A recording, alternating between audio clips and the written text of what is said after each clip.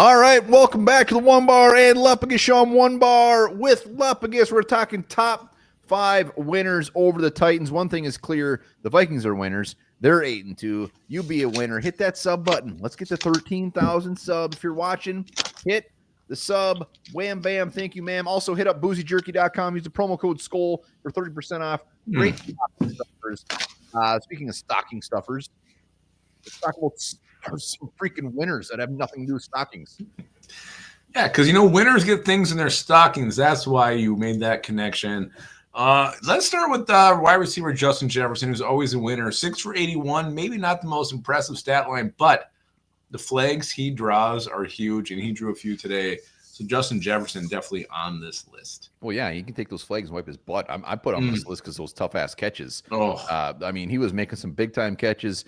They weren't the 65-yard touchdown passes that we would love and dream of, but just he's doing his thing. Every time he's targeted, he's making it happen. And like you said, he's drawn flags. So Justin Jefferson continues to show why he is the best receiver in the league. Yes. Yeah, and how about the guy throwing him the football? Sam Darnold, gross game last week, 3 interceptions. Everybody's like, oh, my God, what do we do? Do we go to Nick Mullins? Sam says – nobody said that. Sam says, no, you dare. 20 for 32, 246, 2 touchdowns. He also ran 8 times for 18 yards and a touchdown on the ground. 3 total touchdowns today. Should have been 4. Jalen Naylor dropped a pass and hit him in the numbers. And also the way he escaped pressure today was so impressive to me. And then also able to throw after that. Darnold had himself a day today. Yeah, the way he bounced back, he had to have a game today. He could not come out and throw 2 or 3 interceptions. He could not come out, turn the ball over in the red zone. He didn't do it. He played a damn good game. And his pocket presence is so underrated. What we saw last year from Kirk Cousins, we're not 8-2 if we have Kirk Cousins as our quarterback of the team. Sam Darnold's pocket presence is off the charts. He knows when to move at the very last second. He knows when to throw the ball when it comes down to a half a second in the pocket. And he makes our offensive line look better than it really is. The O-line had a good day today, but Sam Darnold just had to have this game, and he did it. He's really pretty much my number 1 stud. Well, and again, his numbers should be even better. Jalen Naylor dropped a touchdown pass. It was 40, 50-yard bomb. Hit him right in the chest. He dropped it with this hand, his chest, his legs, his feet. He dropped it with everything. It should have been a bigger game, but this is a positive game. We're going to talk winners. So let's keep talking winners. Let's talk about Sam Ginkel. Andrew Van Ginkel, 8 tackles on the day, 2 sacks, 3 why tackles. Why did I call him Sam? You did. No, I said why. I don't know why you did. Sam Ginkel. That might be his wife's name, actually.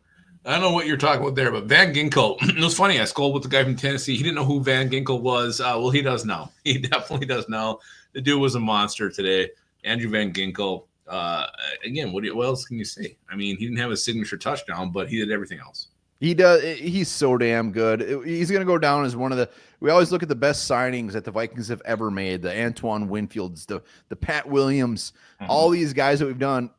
Andrew Van Ginkel, he's going to be right up there. We always signed him to a 2-year contract, but he's so freaking good. And weirdly enough, his wife's name is Sam. Just to be clear. Maybe that's why you said it. It didn't come out of nowhere. We're also talking with Sam Darnold at the time. So a lot of reasons why that may have happened. But yeah, you can call him Sam, you can call him Andrew Van Ginkel. I call him the Ginker, and he was fantastic today. You know what else was fantastic? Pat Jones, 5 tackles, 2 sacks, 3 tackles for loss. He hit the quarterback 5 times. Pat Jones is benefiting from having Grenard, Van Ginkel, Blake Cashman on the field. When he gets his chance, he's making the most of it. And whether you can say, well, he's a one-trick pony or not, he's doing what he needs to do in his role, and he's doing it well. Yeah, he's doing it well. He's had a little lapse here. It's been a while since we've seen him get the quarterback.